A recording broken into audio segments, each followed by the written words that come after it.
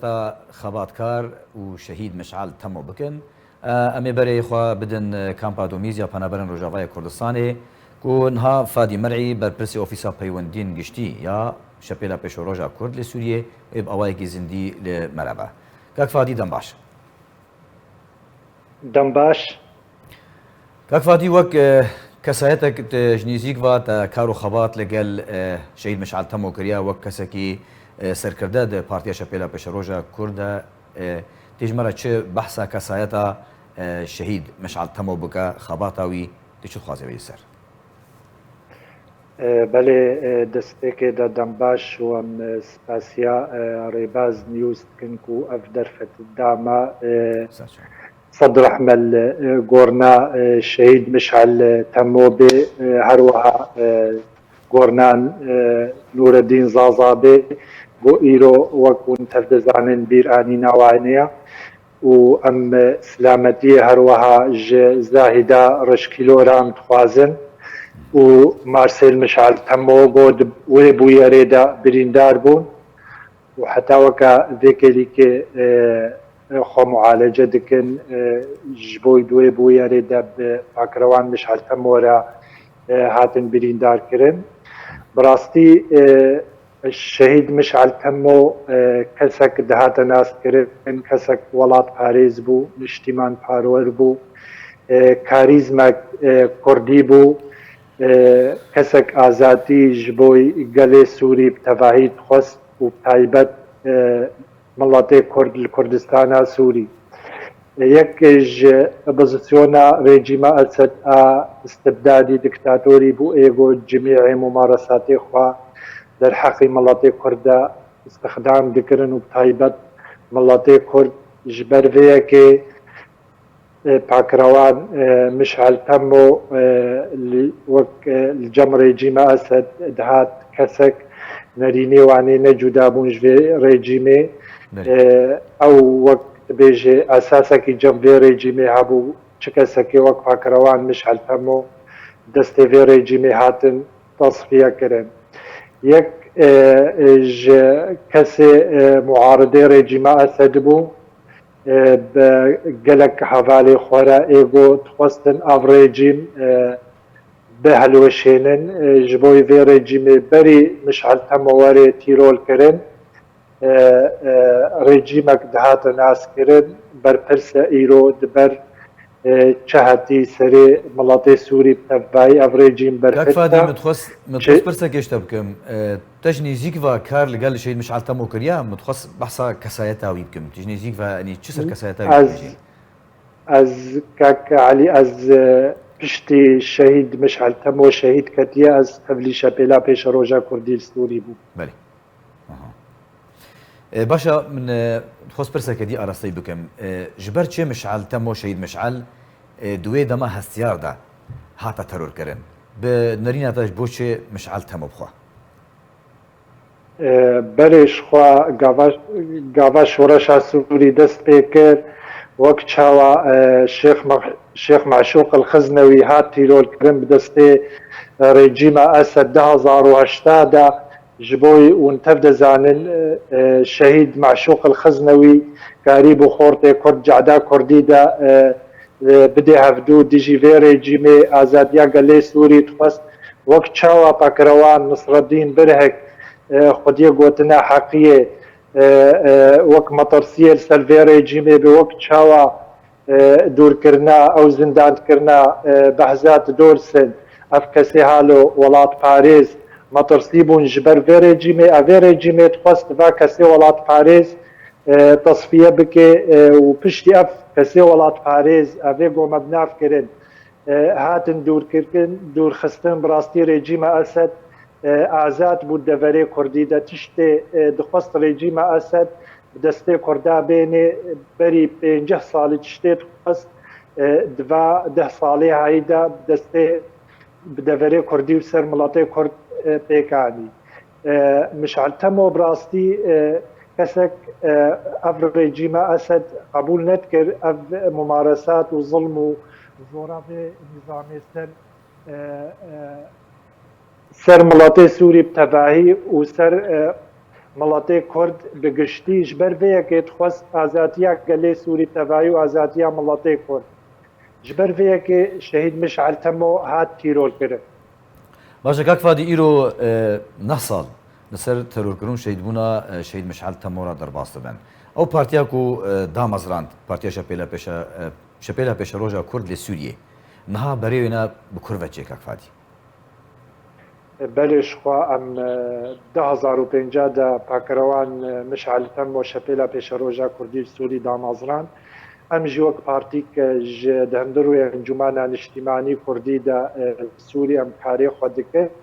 وەکوون تەف دەزانن ئەنجومانە کوردی ئیرۆ بەشدارە جنێفێدا و کۆمیتا دەستوریدا ئەم چ بریارێک پۆش ئەنجومانە نیشتیمانی کوردی دەرکەون ئەم ئیرۆ ئەم ملتەزمن بووە بریارە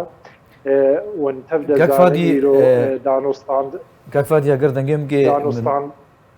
ببورە من دخواست ئەز لەسەر شەپێلا پێشە ڕۆژ بخوا بەئەخفەم پاشە ڕۆژاوا ون وەک پارتیا شەپێلا پێشە ڕۆژە کورد لە سووریێ ئەف شەپێلاک و شەهید مشعل تەمۆ دامەزراندی نەها پاشە ڕۆژای چاوەچێ یعنی لەگۆر هەرکەس دەزانێت ئیرۆ جوداهیەک ناڤەراوەدا چێ بووە بەرێوە بکوڤەیە وەک شەپێل ji بۆ چێ ئەف جوداهی ناڤەراوەدا چی بوونە بەلێشخوا جوداهی دناڤبەرا هەموو پارتیە کوردی دەچێ بوو بەلکی ون تەف دەزانن دامەزران نایەک پارتی حتا وەکە vêkêlîkê hejmara partiya gelek zêde bûye û ev jî tê xuyakirin û destin dûva parçebûna heye û wek şepêla pêşeroja Kurdî li Sûrî belkî destpêka Pakirewan Mişal Temo şepêla pêşeroja Kurdî damazran وضع مختلف بوو ji wedعê niha îro tevgera siyasî Kurdî têda بلكي وقتي مشعل تمو إيرو موجود جيبانا بلكي فيقونا غير درباص وبا إيرو بريارة قال سوري وكون تفد زانن وبتايبت بريارة ملطي كورد إيرو وهم ريجيم أسد وهم أبلسيون إيرو كتيا دستيفا دولتي زل بهزدا خدي تأثير دهندروي سوري دا أو إيرو گوهرتنێ دەهندڕوی سووری دەتکن بگشتی ئەو بریاری خۆسەر سەر گەلێ سووری تایبەت فەرز دەکەن ji ber vêyekê em bêjin şepêla pêşeroja Kurdî li Sûrî birexmî û gelek mudayeqat hatine pêşiya wê ji tîrolkirina Şehîd Mişal Temo heta werê Enwer Heftar û Mustefa Xelîl birîndarbûna Zahîda Reşkîl û Marsêl هەروەها gelek hevalê şepêla pêşeroja Kurdî hatin zindankirin hatine dûrxistin ji welat hatine lêdankirin şepêla pêşeroja Kurdî Sûrî wê berdewam bê tikar û xebata xwe de û ser fikr û ramanê Pakirewan Mişal Temo heta mafê miletê me yê Kurd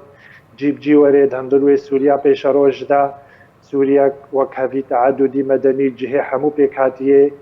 سووری تێدە بجیبجی وەرێ و دناوارە مافێ مەیە مڵەتێ کورد وەک پێک هاتێکی ئەساسی دەندڕوێ سووریدا کاک فادی ji bo çê şepêla pêşeroj hata parçekirin û cudakirin ya diya dixwazim bêjim we tu projeyek heye ku yekîtî careke dî wek berê çêbê yan jî her kesek wekû hatiye parçekirin ha hûnê karê xwe berdewam bikin بلش خون تف دەزانن ئیرۆ ئەv قوناغا ئیرۆ مڵەتێ کورد دەرباس دەبێ قوناغا کە هەری زەحمەتە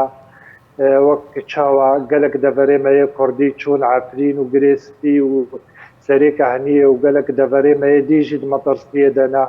îro pêwîst e yekrêziya mala Kurdî wekû tev dezanin îro guftûgo çê dibe di navbera di aliyên Kurdî de em jî wek şepêla pêşeroja Kurdî Sûrî em teekîd dikin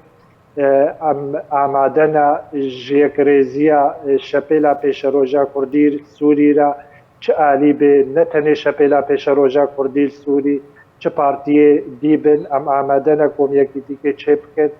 bi şertê ku ew yekîtî bikeve bin xizmeta gelê me de û doza miletê me yê Kurd li Kurdistana Sûrî de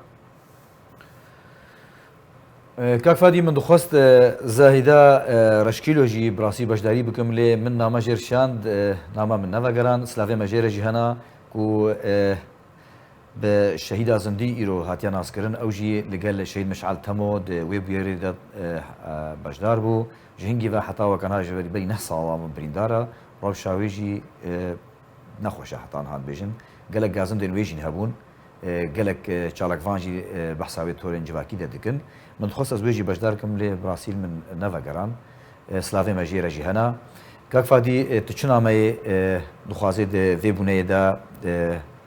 derbasbûna neh salan ser terorkirin şehîdbûna Meşal Temora tu çi dixwazê nameyekê bêjê îro? بله شخوا اجي براستي بري تقريبا دمك او عملياتك كديجي تشيك زاهده رشكيلو الالمانيا وضعي صحي نقلكي او براستي اوجي تخوست درباسي بروغرامي ببي او وضعي نسم حانتجي مسلامتي جيره خوازن نعمه ما ايروج تبعي ملاتي كوردرا ايرو بيويستا ایرو مڵاتی کوردە و ئەفگەرا سیاسی کوردی به شکلێکی گشتی ڕۆل کوردستانە سووری بگهێ پەیمانێک گشتی پەیمانێک بێ ئەجنداتی حزبی بێ مەساڵحێ شخصی